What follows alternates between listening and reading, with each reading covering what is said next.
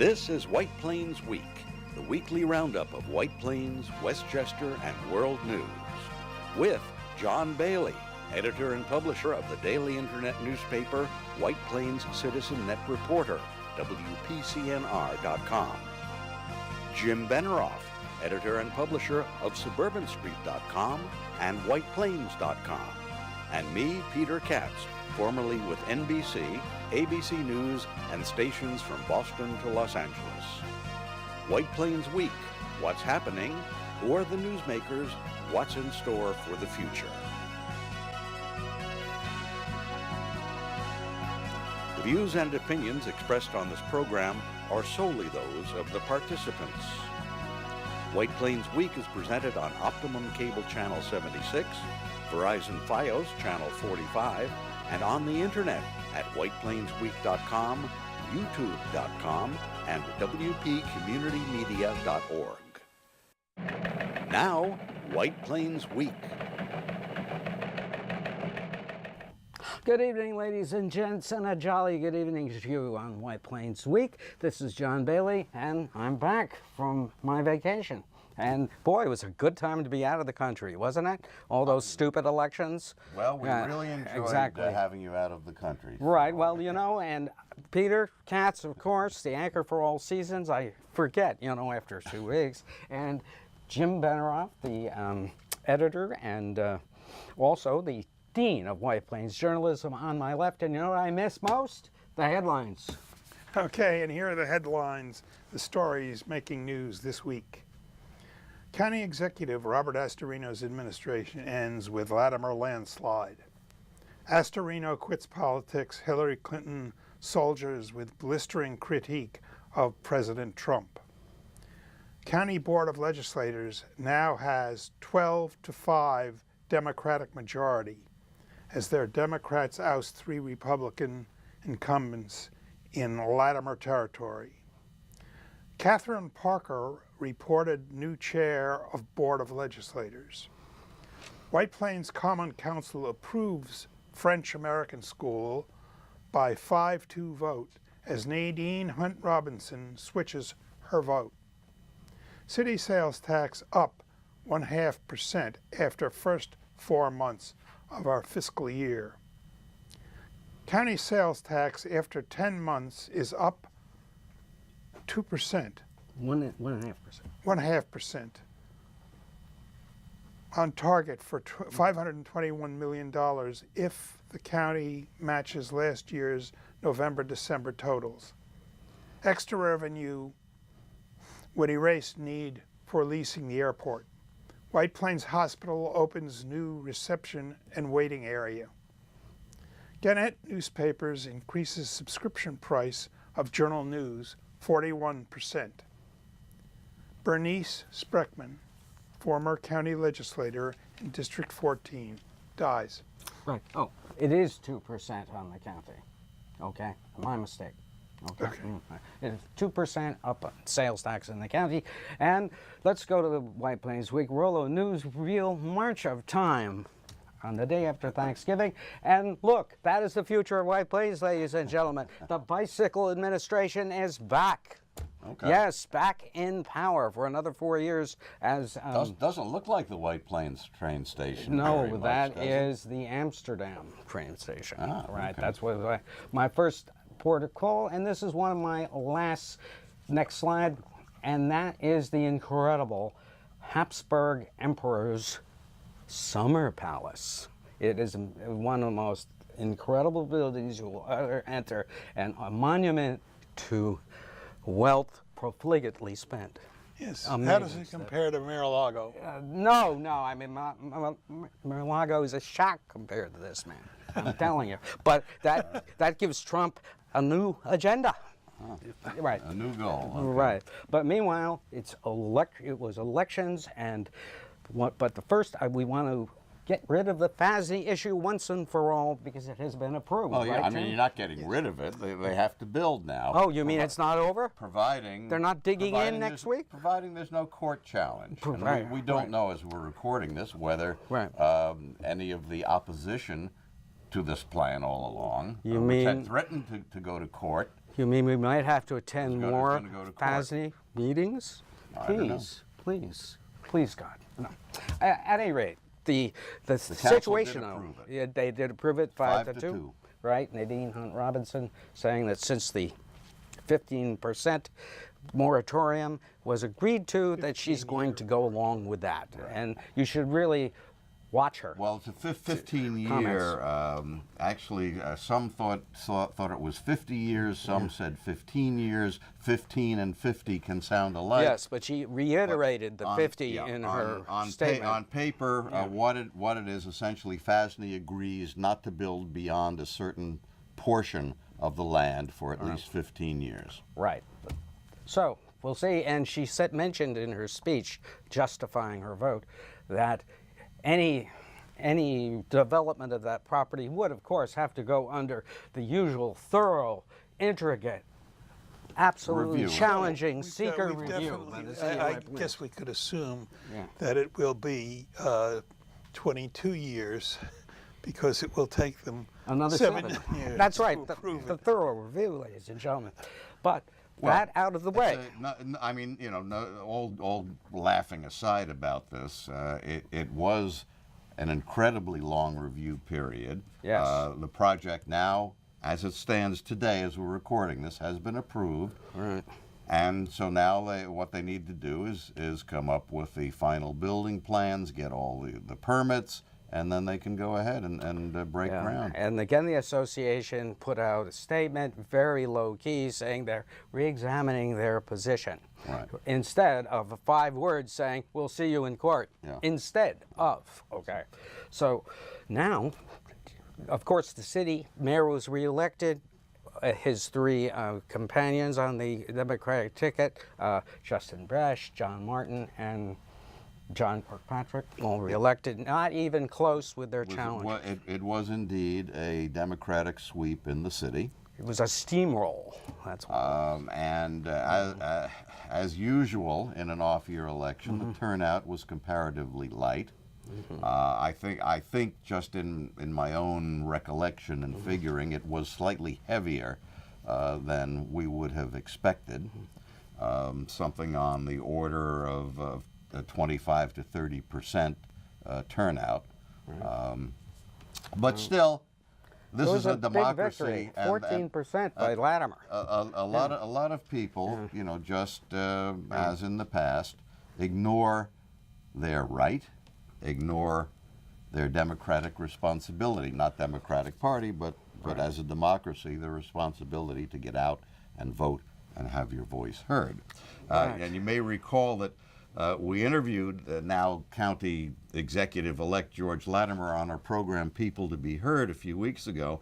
And at that time, the polls showed that the race for county executive was too close to call. But by the time election night rolled around and the results were in, that too close to call had become a solid victory for Latimer, with Latimer getting 121,467 votes, or 57%. To Astorino's 93,108 votes, or 43%. Democratic Party leaders, elected officials, and campaign workers were among those who gathered at the Coliseum in White Plains on election night as the results were tallied and it became clear that State Senator George Latimer had won over Rob Astorino for county executive. Latimer made his victory speech. We are going to run this county well. We're going to run it on progressive values. We're going to keep your taxes in line, but we're going to know more than just taxes. We are going to be about jobs, about housing, about transportation, about health care, and taxes.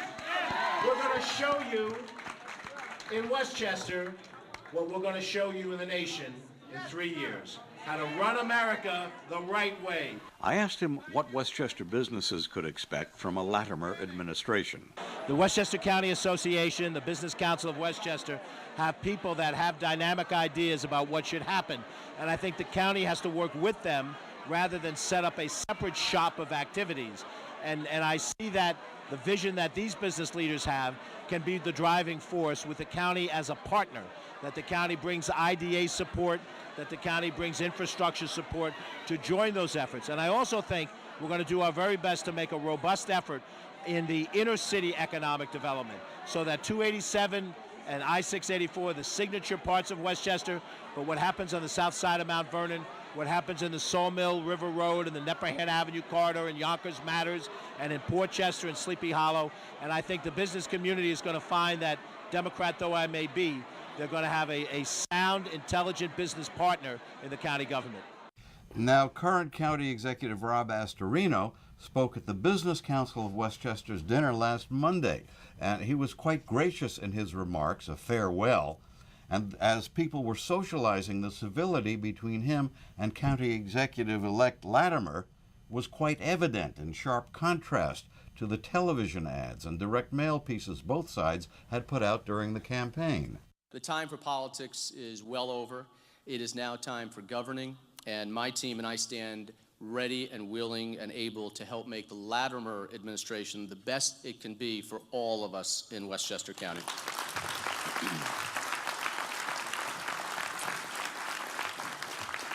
So this is the last time that I'll be addressing the Business Council as County Executive. And so I want to say one last thank you for your friendship to me over these last 8 years, but more importantly, what you have made possible to the tens of thousands of Westchester households every day that I've served.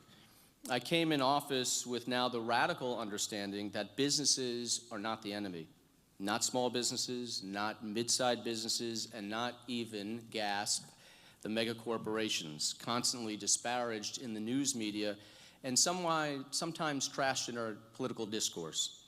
You, those in this room tonight, feed and clothe and educate and house and pay to protect the countless Westchester families each day through your successes. You are to be applauded for it and never disparaged. And since day one in office, I've done everything possible to help you do more of that by cutting taxes, putting like-minded people together, or simply getting county government out of your way, because the poorest among us need you to succeed. Government isn't going to save this state or country all the time. You are, all of you. So I am confident that County Executive-elect Latimer will work with you in that very same spirit. So we're now best buddies again. They were friends before the campaign. And business. I mean, is this politics as usual, Jim, or what? Oh, yes. And now Absolutely. right.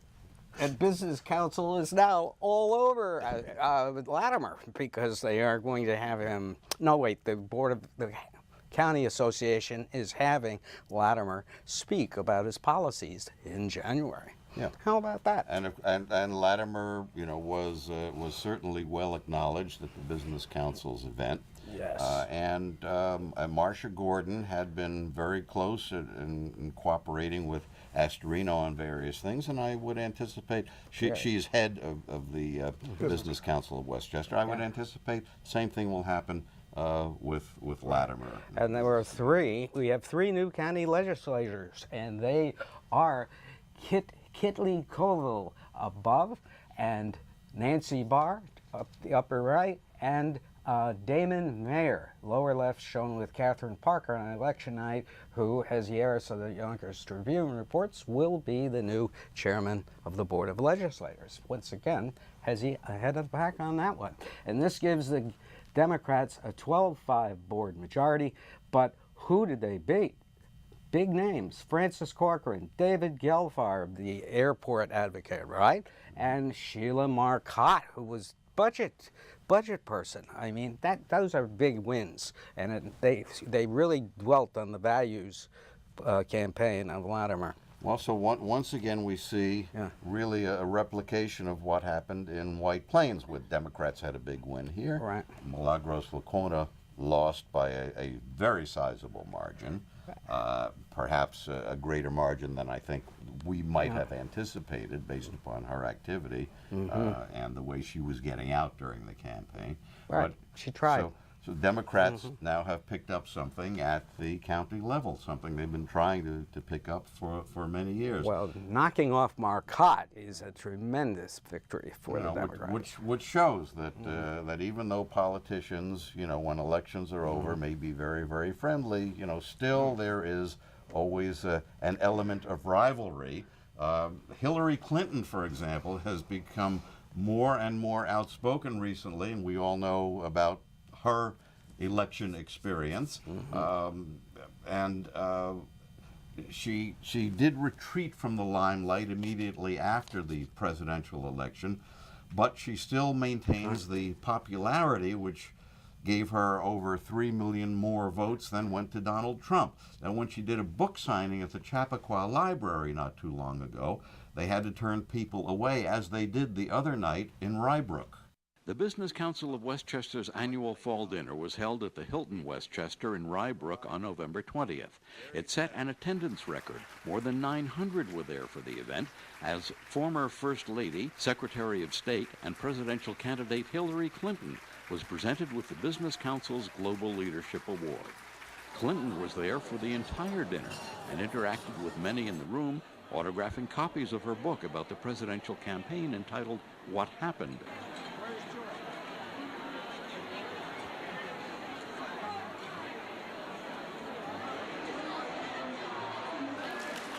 And in What Happened, what I try to do is pull the curtain back on one of the wildest elections in American history.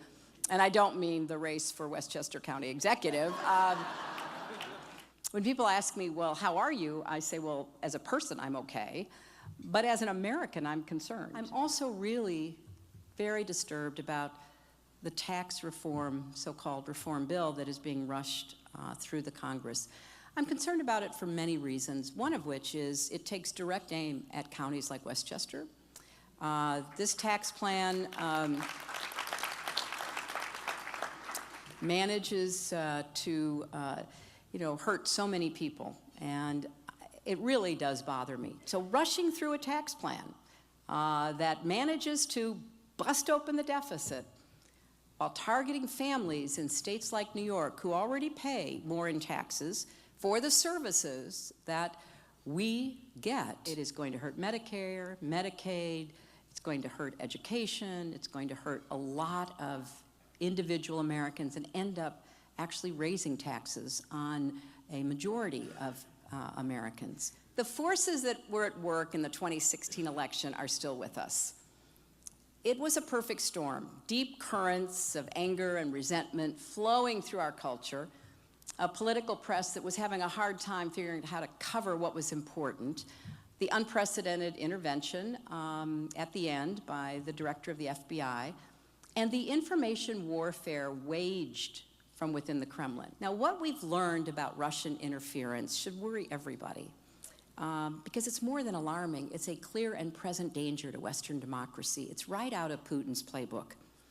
We know that Russian agents used Facebook and Twitter, Google, YouTube, even Pinterest to place targeted attack ads and negative stories, intended not only to hurt me, but maybe even more importantly, to fan the flames of division within our society. I negotiated with Putin. Part of the reason he was so against me is I negotiated with Putin. I understand what his objectives are. He really does want to do anything he can to disrupt Western democracy. How about that? What is she running for? Never can tell. Why do this? If she were running for president in that room alone, she would have been elected. Right. Well, I mean, icon power. But I'll tell you the most, He would be elected. You know, the most remarkable thing, and which I didn't expect, was that she stayed for the entire thing, the whole thing, start to finish. In fact, beyond finish. Generally, you know, when names like that come in, you know, they'll make the speech and they will leave while everyone else is munching, you know, on the rubber chicken. During those dinners. Or turkey, as it were. Yeah. Yes.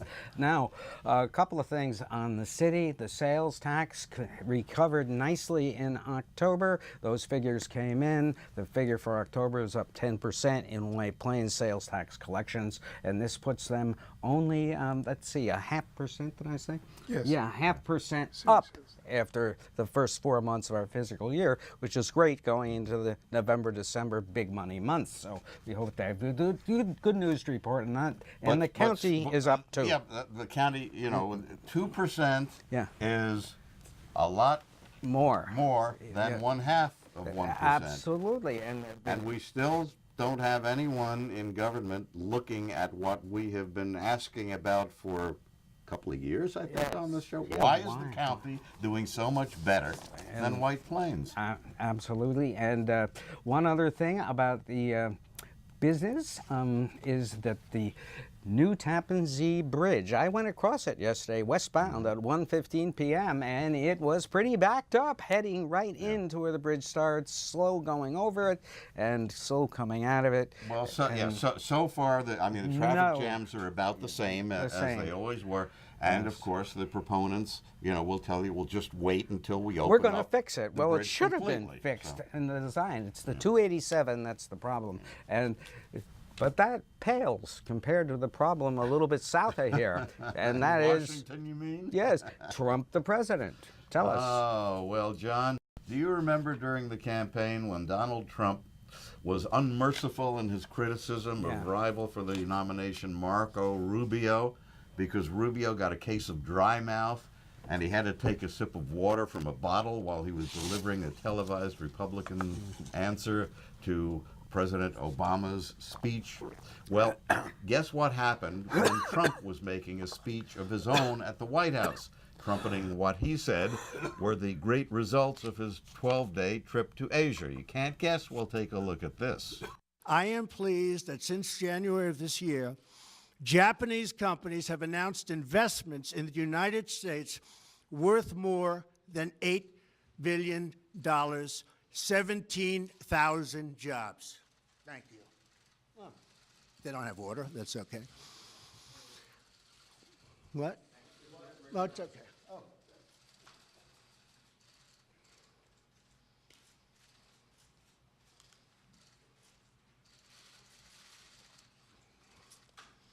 Japanese manufacturers.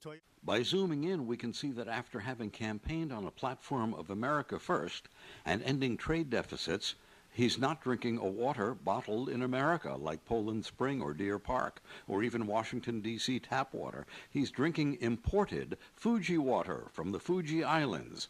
It's at times like this that he probably is wishing his Trump bottled water business had done better. Well, President Trump has been spending the Thanksgiving holiday at his luxury resort in Florida, Mar-a-Lago, cost to taxpayers between $2 and $3 million. A big chunk of that goes directly to Trump's companies. For example, around $80,000 for golf cart rentals. The White House has refused to admit that he's been spending 5 to 6 hours a day playing golf, but the news media found out the truth and even have pictures of that. Trump has endorsed authoritarians like Russia's Putin and Turkey's Erdogan and the Philippines' Duterte. Well, he said Nazis and white supremacists are nice people, but now he's gone further off the deep end than anyone could have imagined a president could go, and he has endorsed the admitted pedophile and accused sexual predator Roy Moore for election to the Senate from Alabama. that's just what we need, more pedophiles in the Senate. White House spokeslady Kellyanne Conway has violated the Hatch Act. During a Fox News interview at the White House, live on Fox News, she said that Alabama voters should elect Moore rather than his Democratic opponent, Doug Jones. Well, it's illegal under the Hatch Act for any government employee other than the president and vice president to endorse a political candidate while on government property. The White House was government property last time I looked. They should build a wall. Jeanine Pirro, the former Westchester district attorney, now on Fox News and a big Trump supporter and advocate of law and order, was busted by the New York State Police on November 19th in the upstate town of Nichols, not far from Elmira, for speeding. She was going, according to the police, 119 miles an hour on Route 17. Now, some people think you have to be out of your mind to go only 65 miles an hour on Route 17.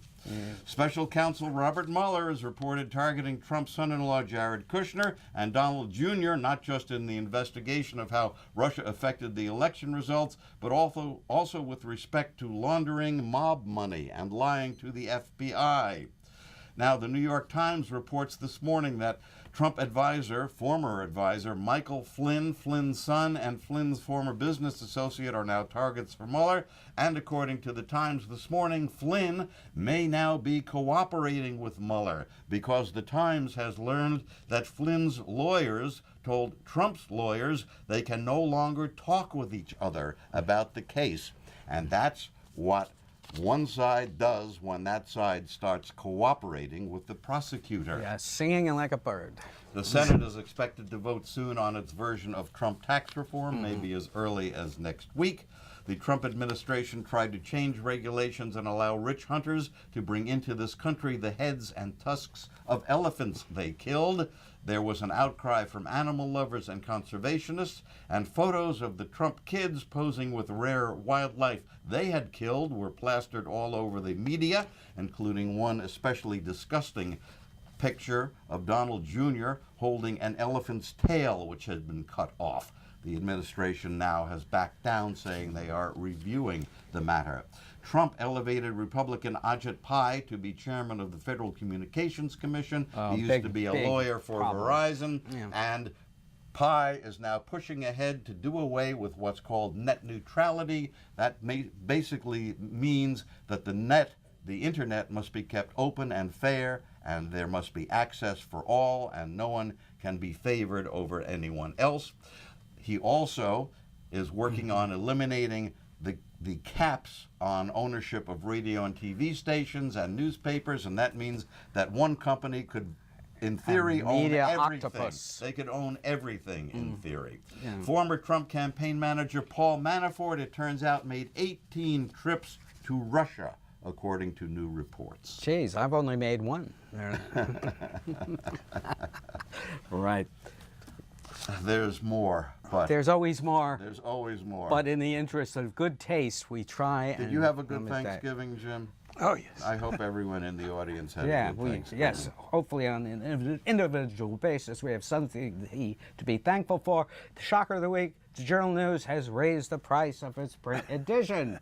Why is this a shocker? Because it's going up 41%. Now you can still get the Sunday edition for $20 per month plus full digital access if you can navigate that terrible website of theirs.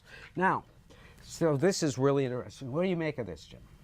You read well, 40%. I don't know. I didn't even know it was that expensive. I have not been getting the Journal News. Yes, well, it's showing your good taste. Look, it reflects the reality of what's happening in the world of print journalism. We need to do something that you used to turn to the Journal News for on a regular basis. Let's look at the obituaries. Yes. And very sadly, we must report the passing of Bernice Spreckman, an absolute iconic political figure in White Plains for so many years, well-known in Yonkers, well-known throughout Westchester County. We don't have details as to the cause of death. We can report on. But when we had seen her at a couple of events within the past year, she was starting to look frail. Yes. Well, did you miss us? I'll bet you did. John Bailey, Jim Benerofe, Peter Katz, good night for White Plains Week. This has been White Plains Week, news and commentary about White Plains, Westchester, and the world. The views and opinions expressed on this program were solely those of the participants. White Plains Week, produced by White Plains Citizen Net Reporter and presented on Optimum Cable Channel 76 and Verizon Fios Channel 45.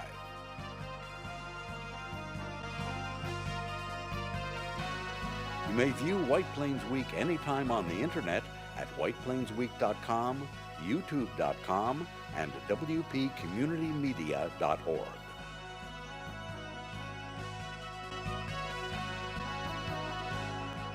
For White Plains Week, this is Peter Katz speaking.